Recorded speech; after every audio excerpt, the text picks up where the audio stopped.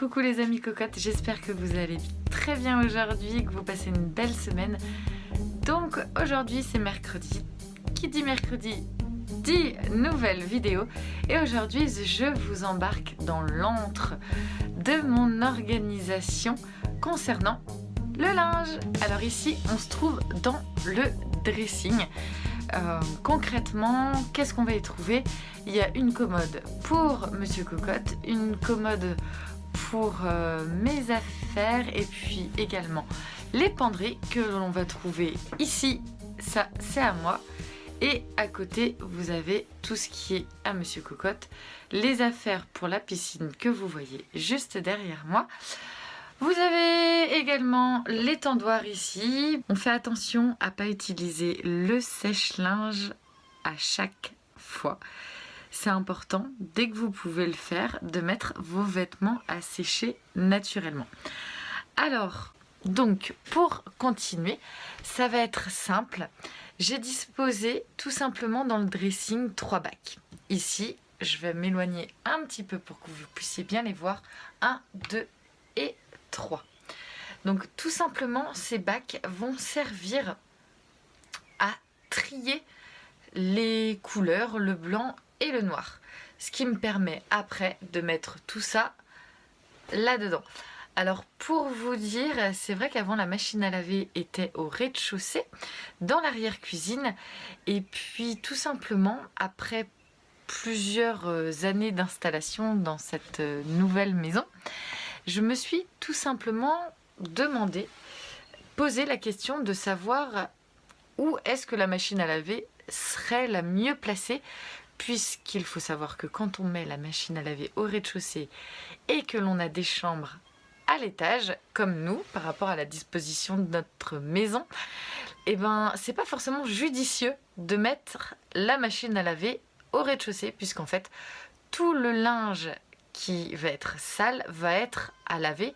Et pour ma part, ayant 3 enfants en bas âge, je me voyais faire des allers-retours constamment pour le linge. Donc là maintenant, le linge sale, il est à l'étage, ce qui permet d'avoir tout simplement le linge de salle qui est dans la salle de bain. Et une fois que les enfants se sont changés, eh ben, le linge sale, je le prends de la salle de bain et je viens dans le dressing. Plus besoin de monter et descendre l'escalier pour un rien. Tous les vêtements, que ce soit propre ou sale, se situent à l'étage et ça fait gagner énormément de temps.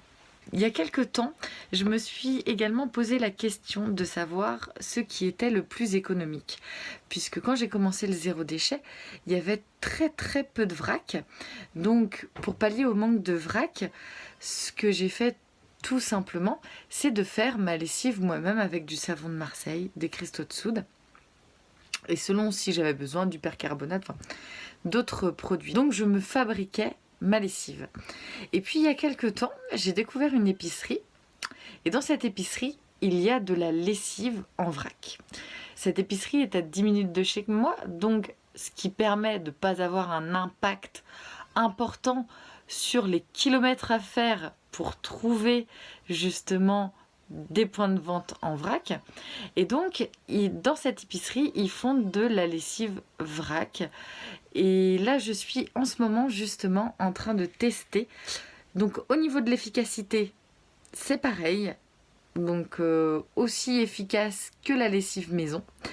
Et là au niveau du coût, il faut justement que je regarde combien de temps je fais avec un bidon d'1 litre de lessive pour savoir tout simplement si cela va être rentable. Donc bien sûr, dans une prochaine vidéo, je vous partagerai toute mon expérience sur les lessives.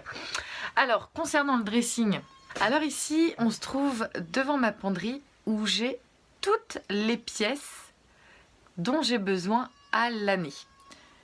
Donc tout simplement, ici, vous allez avoir tous les vêtements dont je dispose. Ce qui va se trouver dans la commode, ça va être mes 2 sacs à main. Il va y avoir aussi tout ce qui est sous-vêtements, mon maillot de bain, et puis également 3 débardeurs blancs et 3 débardeurs noirs. ainsi qu'une tenue de sport. Voilà, tout simplement. Alors ici, on est dans la chambre de Malo, qui a bientôt 7 ans. On va regarder ensemble comment j'organise un petit peu les dressings des enfants.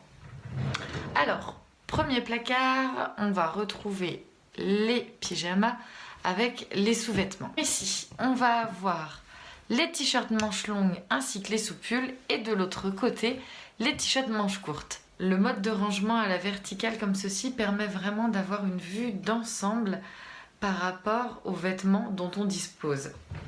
Donc ça permet vraiment de se rendre compte aussi des pièces que compose notre dressing.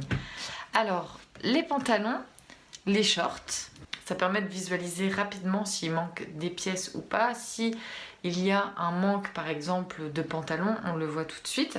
Moi, je liste directement ce dont chaque enfant a besoin ou va avoir besoin en fonction aussi des saisons et puis des changements de taille bien sûr, parce que les enfants, c'est connu, ça pousse à une vitesse grand V. Ce que l'on va trouver dans l'armoire, donc manteau hiver, coupe-vent, les vestes, les chemises, donc là il me semble qu'il me en manque 2, et puis en dessous tout ce qui est gilet, pull, et là c'est vraiment plus un gros pull pour sortir dehors quand on fait des travaux, et puis ici vous allez trouver les joggings pour le sport, et en fait dans la bannette ici on va trouver maillot de bain, chapeau et puis ceinture si besoin.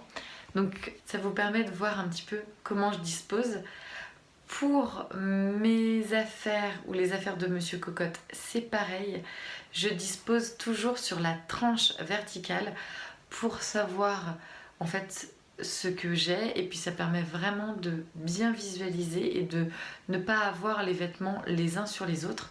Il faut savoir aussi que la façon de plier en mettant en pile est faite plus d'un point de vue marketing que d'un point de vue pratique. J'espère que je vous ai donné quelques pistes pour l'organisation autour du linge.